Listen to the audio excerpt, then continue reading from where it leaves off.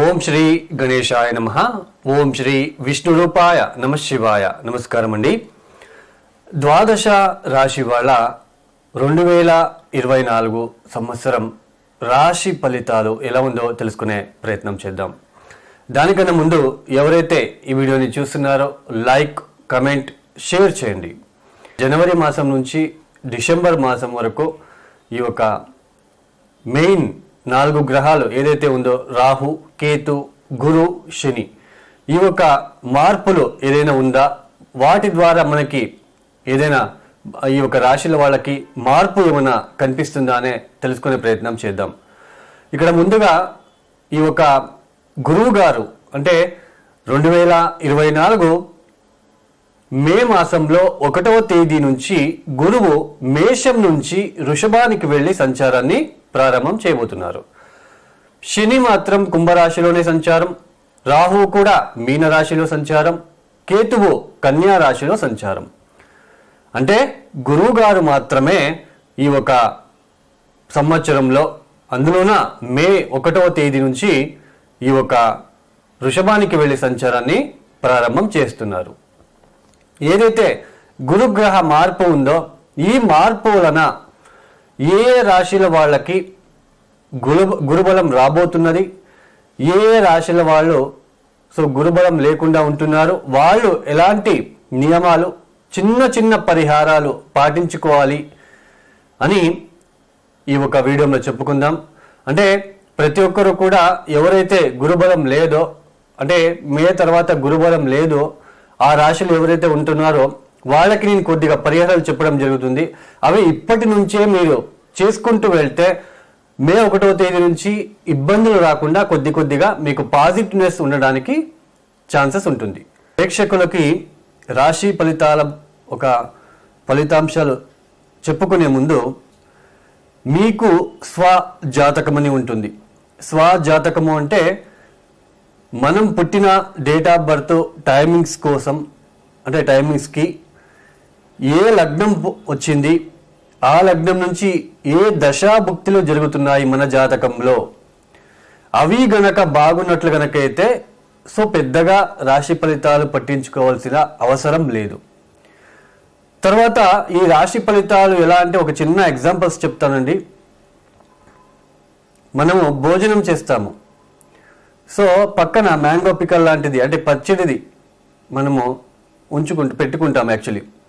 Why? Because మనకి అన్నంలో కావచ్చు, కూరలో కావచ్చు, సాల్ట్, కారం సరిపోకపోతే ఈ మ్యాంగో పికల్ ద్వారా మనము టేస్ట్ని తీసుకుంటాం. ఇక్కడ భోజనం అంటే లగ్న కుండలి అండి, మ్యాంగో పికల్ అనేది రాశి ఫలితాలు. బై ఛాన్స్ దశాభుక్తి బాలేనప్పుడు, అంటే భోజనం బాలేనప్పుడు మ్యాంగో పికల్స్కి మనము దాన్ని తీసుకుంటాం. అంటే ఇక్కడ దశాభుక్తి బాలేదు, గోచారంలో అట్లీస్ట్ గురుబలం ఉన్నా, శని బలం ఉన్నా, అప్పుడు కొద్దిగా దశాభుక్తి బాలేదు కాబట్టి ఇది కొద్దిగా మనకి సహాయం చేస్తుంది. అయితే ఈ యొక్క రాశి ఫలితాలు మనము ప్రారంభం చేద్దాం. ముందుగా ఈ యొక్క ద్వాదశ రాశి ఫలితాల భాగంలో మేష రాశి వాళ్ళకి ఈ యొక్క 2024 సంవత్సరం ఎలా ఉంటుందో తెలుసుకునే ప్రయత్నం చేద్దాం. ఇక్కడ ముందుగా మేషరాశి వాళ్ళకి ఇక్కడ అంటే 2023 అక్టోబర్ మాసం వరకు కూడా గురు, రాహువులు ఇద్దరు కూడా కలిసి జన్మరాశిలో ఉండడము, సప్తమ స్థానంలో కేతు ఉండడము, తర్వాత మనకి వీళ్ళకి శని బలం మాత్రం చాలా బాగా ఉంది. 2023 అంతా బాగా యోగించిందని చెప్పవచ్చు. అంటే శని లాభస్థానంలో ఉంటున్నారు. అయితే జన్మరాశిలో ఎప్పుడైతే రాహు ఒక గురు వలన వీళ్ళకి కొద్దిగా భార్యాభర్తల మధ్య సఖ్యత లేకుండా ఉండడానికి అవకాశాలు ఉంటాయి. అంటే మీరు ఆల్రెడీ ఫేస్ చేసి ఉంటారు. ఎవరికైతే దశాభుక్తి కూడా బాగాలేదో, ఇక్కడ గురుబలం ఉండదు, తర్వాత రాహు జన్మరాశిలో, ఇటువంటి వాళ్ళకి ఎక్కువ తీవ్రమైన కొద్దిగా కష్టాలు, నష్టాలు అయితే మీరు ఫేస్ చేసి ఉంటారు భార్యాభర్తల మధ్య ఒక రిలేషన్షిప్లో వీటి వలన. తర్వాత మీకు జన్మరాశిలోనే రాహు గురువు ఉండడం వలన ఏ పని చేయాలనుకున్నా కూడా చాలా ఇబ్బంది పడ్డారు. అంటే ఏదైనా దైవకార్యం కావచ్చు, ఏదైనా వెళ్ళాలి, ఎక్కడికైనా వెళ్ళాలి అనుకున్నా కావచ్చు, అన్నిటికీ మీకు చాలా ఆటంకాలు అయితే మీరు ఫేస్ చేశారు. అయితే ఈ మొన్న 2023 అక్టోబర్ తర్వాత రాహు మేషం నుంచి మీనానికి వెళ్ళిపోయారు. కేతువు కూడా తులారాశి నుంచి కన్యా రాశిలోకి వెళ్ళిపోయారు. అయితే మనకి ఈ యొక్క డిసెంబర్ 31వ తేదీ వరకు కూడా గురువు గారు వక్ర నడుకలనే సంచారం చేస్తున్నారు. జనవరి 1వ తేదీ నుంచి ఆయన వక్రత్యాగం చేస్తున్నారు. వక్రత్యాగం చేసి నేర మార్గంలో మే 1వ తేదీ వరకు మేషరాశిలోనే సంచారము, తదుపరి వృషభానికి వెళ్ళి అక్కడ సంచారాన్ని ప్రారంభం చేస్తున్నారు.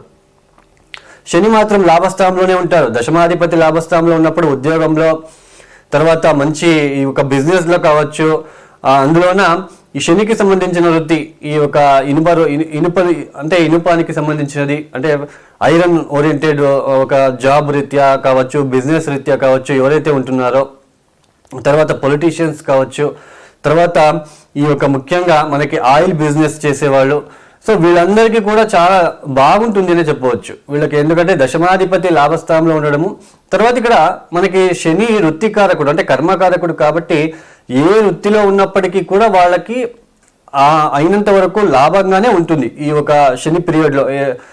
ఇంకా దాదాపు సంవత్సరంన్నర పాటు ఆయన లాభస్థానంలోనే ఉంటున్నాడు కాబట్టి పెద్దగా ఇబ్బందులు అయితే మేషరాశి వాళ్ళకి ఉద్యోగంలో అయితే రావు, బిజినెస్లో కూడా పెద్దగా రావు అనే చెప్పవచ్చు.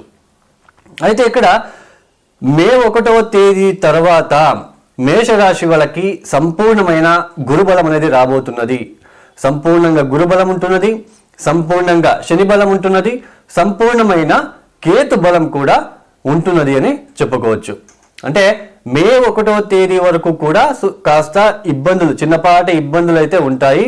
అయితే మే 1వ తేదీ తర్వాత అయితే మనకి సంపూర్ణమైన గురుబలంతో పాటు మనము ఒక పాజిటివ్ మైండ్లో వెళుతాము. కుటుంబంలో వేడుక లాంటివి జరుపుకోవడము, దైవ కార్యాలలో పాల్గొనడము, తర్వాత మనకి ముఖ్యంగా ఈ యొక్క వెల్త్, ఫైనాన్షియల్ పరంగా అయితే ఆకస్మిక ధనలాభం ఉండడము, ప్రమోషన్లు, ఇంక్రిమెంట్లు అందుకోవడానికి ఈ ఒక సమయం మీకు ఉపయోగపడుతుంది అనే చెప్పుకోవచ్చు.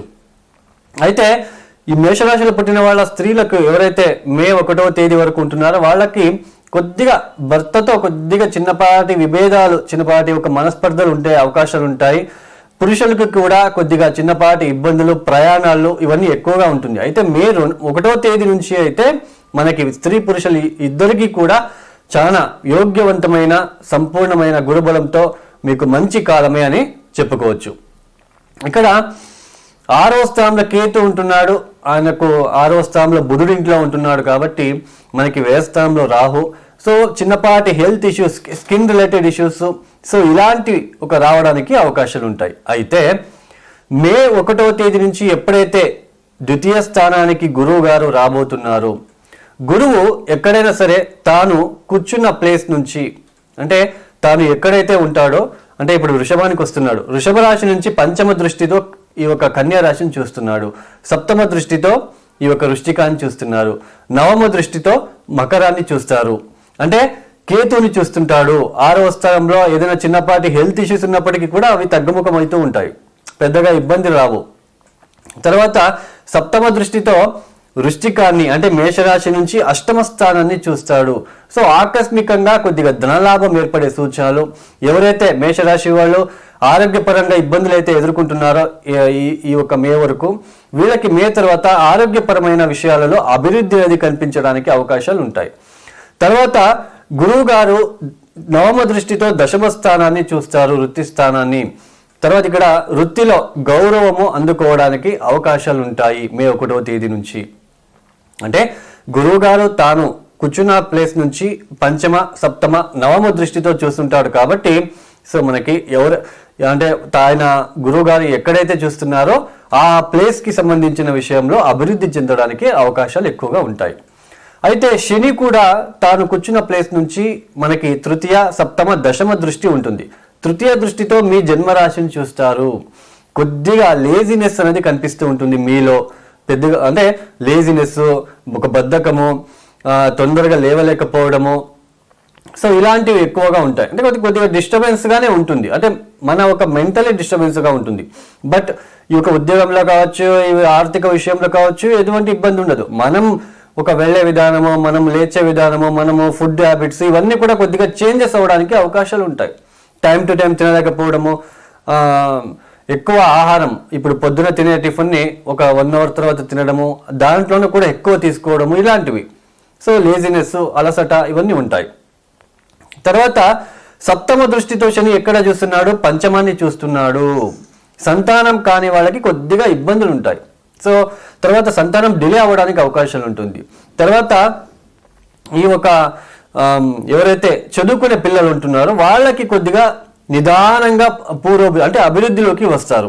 సడన్గా వీళ్ళు ఇప్పుడు చదువుకునే పిల్లలు నా కొడుకు సరిగ్గా చదవట్లేదు, నా కూతురు సరిగ్గా చదవట్లేదు అనే ఒక టెన్షన్ ఉంటుంది. కానీ వీళ్ళు నిదానంగా స్లోగా ప్రోగ్రెస్ చెందడానికి అవకాశం ఉంటుంది. తర్వాత మనకి శని ఇక్కడ కర్మకారకుడు కాబట్టి పంచమ స్థానంలో ఉంటుంది, పంచమ స్థానం మీద దృష్టి ఉంటుంది కాబట్టి అందులోనే లాభస్థానంలో కూర్చొని సో మంచి ఆలోచనలతో మీరు ముందుకు సాగడానికి అవకాశాలు ఉంటుంది మేషరాశి వాళ్ళకి. తర్వాత దశమ దృష్టితో ఎక్కడ చూస్తున్నాడు? వృశ్చికాన్ని చూస్తున్నాడు, అంటే అష్టమ స్థానాన్ని చూస్తున్నాడు. కాబట్టి వాహనం నడిపేటప్పుడు చాలా జాగ్రత్తగా ఉండాలి. ఇప్పుడు గురు దృష్టి కూడా వస్తా ఉంది, నో ప్రాబ్లం. శని కూడా చూస్తున్నాడు, గురు కూడా చూస్తున్నాడు. శని దృష్టి కొద్దిగా ఇబ్బంది పెడుతుంది, గురు దృష్టి పెద్దగా ఇబ్బంది పెట్టదు. సో చిన్నపాటి ఇబ్బందులు మే 1వ తేదీ వరకు కూడా ఈ యొక్క స్టమక్ రిలేటెడ్ కావచ్చు, గ్యాస్ట్రిక్ రిలేటెడ్ కావచ్చు, తర్వాత వాహనం నడిపేటప్పుడు కావచ్చు, జాగ్రత్తగా ఉండే ప్రయత్నం చేసుకోండి. అయితే ఇక్కడ ముఖ్యంగా మేషరాశి వాళ్ళకి ఈ సంవత్సరం అయితే చాలా బాగుంది అని చెప్పుకోవచ్చు. ఈ 12వ స్థానంలో ఉంటున్న రాహు వలన మాత్రం కొద్దిగా చిన్నపాటి బ్యాడ్ హ్యాబిట్స్ కావచ్చు, నిద్ర లేకపోవడం కావచ్చు, టెన్షన్స్ కావచ్చు, జాబ్ టెన్షన్స్, ఇలాంటివన్నీ ఉంటాయి. సో ఈ ఒక రాహుకి సంబంధించిన అంటే అంబా భవాని దేవికి దర్శనం చేసుకోవడము లేదా ఏదైనా శక్తి పీఠానికి దర్శనం చేసుకోవడము చాలా మంచిది. తర్వాత ఈ ఒక దత్తాత్రేయ యొక్క ఆరాధన, దత్తాత్రేయుడికి అభిషేకం లాంటివి చేయించుకోవడము, దత్త కవచం లేదా గురు చరిత్ర లాంటివి పారాయణం చేసుకోవడము, మరియు శనికి కూడా మీరు త్రయోదశి తిథి రోజు శనికి శివుడికి మెయిన్ సాయంత్రం పూట ప్రదోష కాలంలో ప్యూర్ నువ్వుల నూనెతో అభిషేకాలు చేయించుకోండి. ఓం నమ శివాయ అనే ఒక పంచాక్షర మంత్రాన్ని చదువుకోవడానికి ప్రయత్నం చేయండి. శుభమస్తు.